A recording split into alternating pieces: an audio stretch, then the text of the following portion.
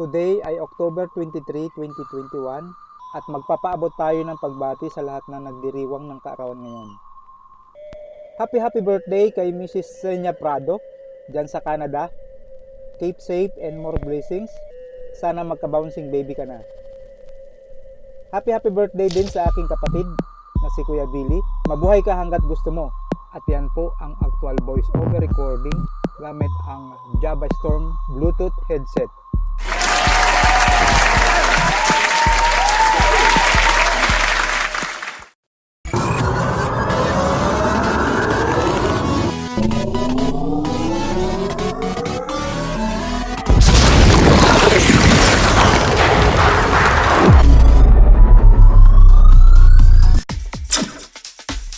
Yo, what's up mga kakanto?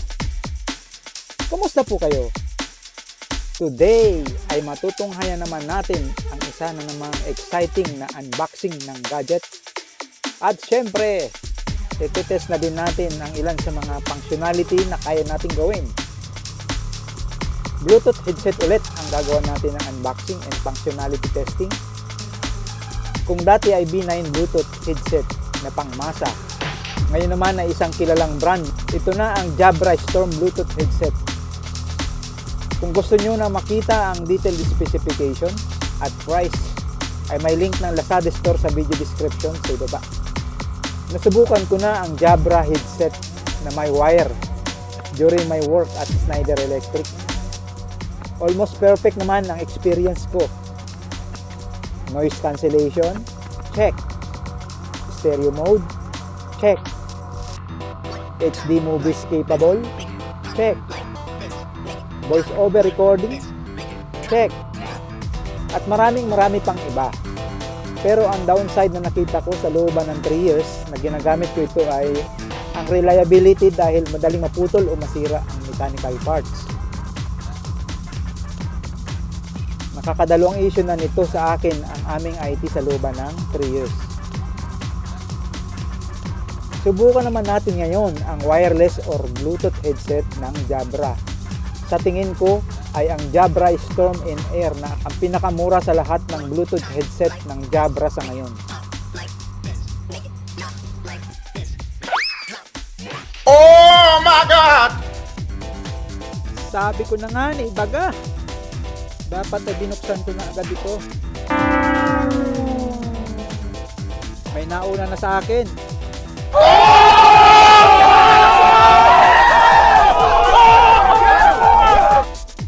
Buti na lang may natira pang box. Naitapon na daw ang packaging from Lazada store at yung plastic holder. Original box pa din naman ang ating bubuksan. Ito na ang unang box at ito ang mga makikitang nakaprint.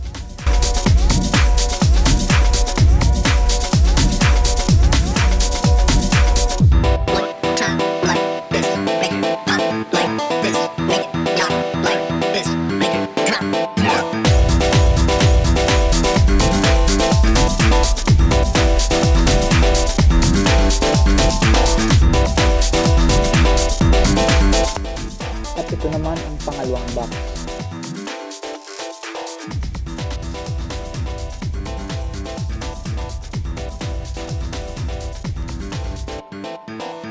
Ito ang operating manual na may 7 languages translation, kasama na ang English at saka Chinese. Ito naman ang mga nakasulat sa pangalawang box.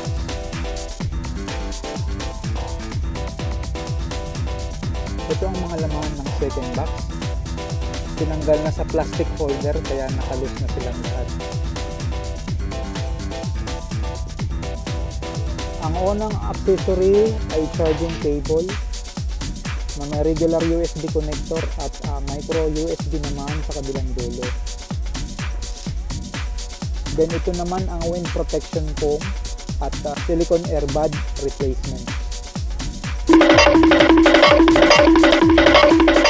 Ito na ang main gadget.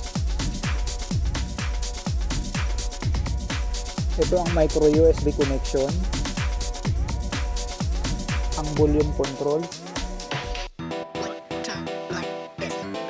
on and off switch, makita ang Bluetooth at power LED indicator.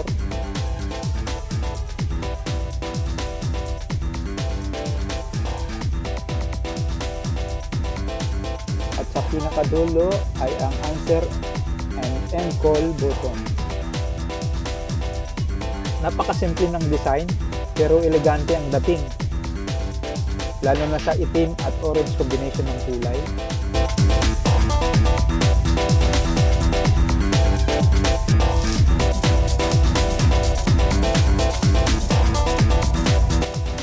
Maganda rin naman ang kulay itim na airbag, depende sa trip ninyo. Dito naman nilalagay ang foam para hindi maingay kapag malakas ang hangin.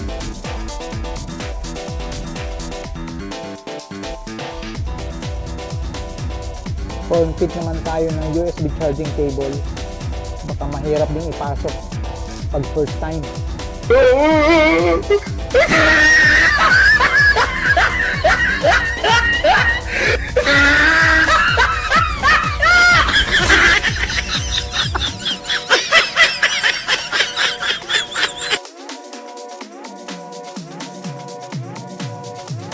Swak naman agad, walang mintis.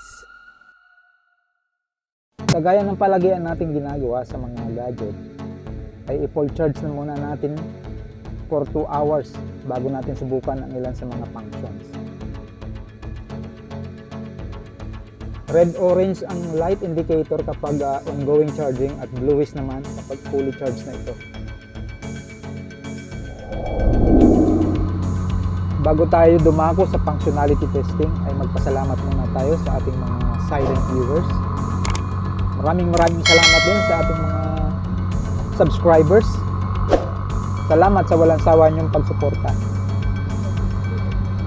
Mega love shout out sa ating mga kaibigang YouTuber / TikTokers. At special thanks sa Shalamove TV para sa napakagandang motovlog background videos. Congratulations sa ating operations manager ng AA Refined Water dyan sa San Isidro, Molanay, Quezon. Job well done!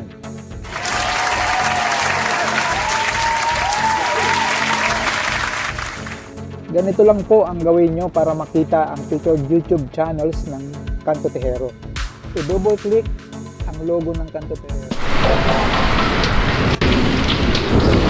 Then scroll down. At sa pinakaibaba ay makikita na ninyo ang mga featured channels tulad ng Adventure with Billy, Shalamove, DIY TV, Padulina Billy June Rivera, Chami CCTV, The Steam Powered Teacher, at ang River Life in Abroad channel. Pwede nyo na mapanood ang kanilang mga videos. Mag-subscribe na din kayo at i-hit ang notification bell.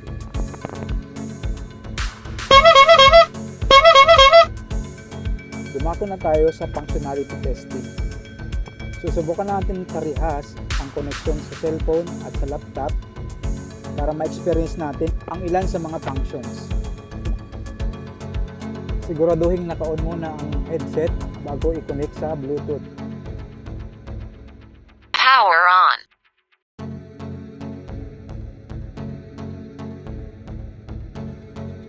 Enter pairing mode.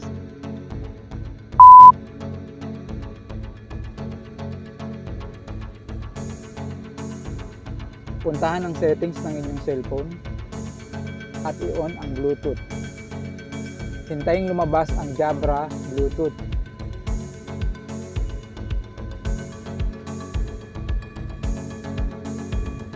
I-pass forward natin dahil napakabagal ang Bluetooth connectivity between my Android phone at headset. Pero mamaya ay ipapakita ko din ang connectivity sa Vivo Android phone.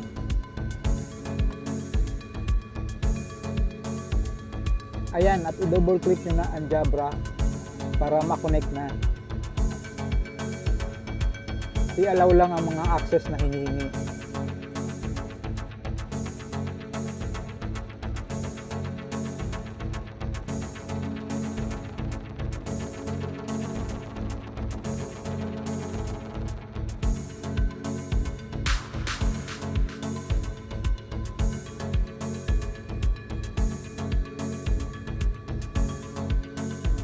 Sa libas ng ilang turn off and turn on ng Bluetooth sa cellphone at power ng headset ay successfully connected naman. Subukan naman natin ang Bluetooth connection sa ibang unit ng cellphone. Dahil slow connectivity siya sa unit ko na Huawei P30 Lite. Try na natin sa Vivo V11i. Same process lang, naka-on na ang headset at naka-pairing mode.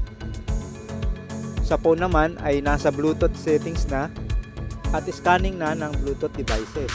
Hintayin magpakita ang Jabra Storm device at i-double tap para mag-pair na ang Bluetooth ng phone at headset. Connected. Ayan, at mas mabilis ang Bluetooth pairing dito sa B11 kaysa sa P30 Lite. Hindi na ako nag-on and off ng devices. Ang ibig sabihin nito ay walang problema sa Jabra headset. I-experience naman natin ang sounds or audio. Hanap na tayo ng isang music file at isang video file.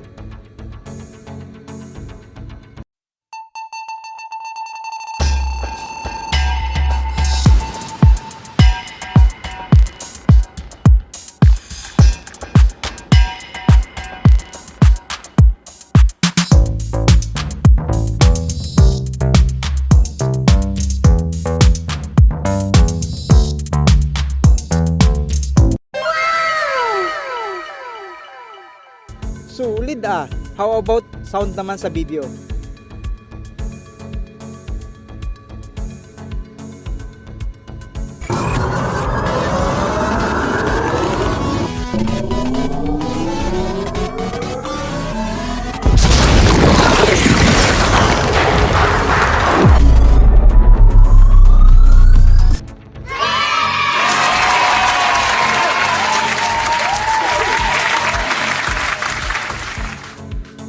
Amazing!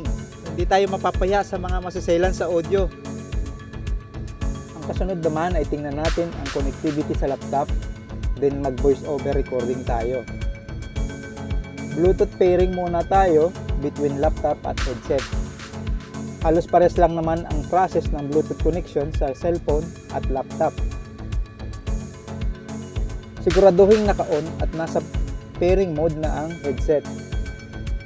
Then i-on ang Bluetooth ng laptop, mag-right click lang sa desktop, then personalize, click Bluetooth and devices, i-on ang Bluetooth ng laptop, i-click ang add device, then click ang Bluetooth, at hintayin lumabas ang Jabra Storm, saka i-double click ito, at i-click ang connect.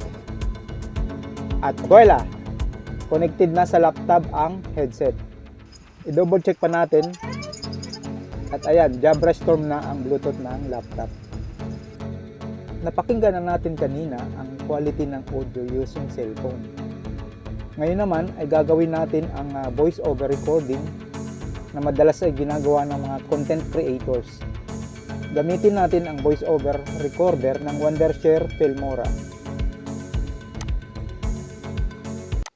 Today ay October 23, 2021 at magpapaabot tayo ng pagbati sa lahat na nagdiriwang ng kaarawan ngayon. Happy birthday kay Mrs. Senya Prado dyan sa Canada. Keep safe and more blessings. Sana magka-bouncing baby ka na. Happy birthday din sa aking kapatid na si Kuya Billy. Mabuhay ka hanggat gusto mo. At yan po ang actual voice over recording gamit ang Jabra Storm Bluetooth headset.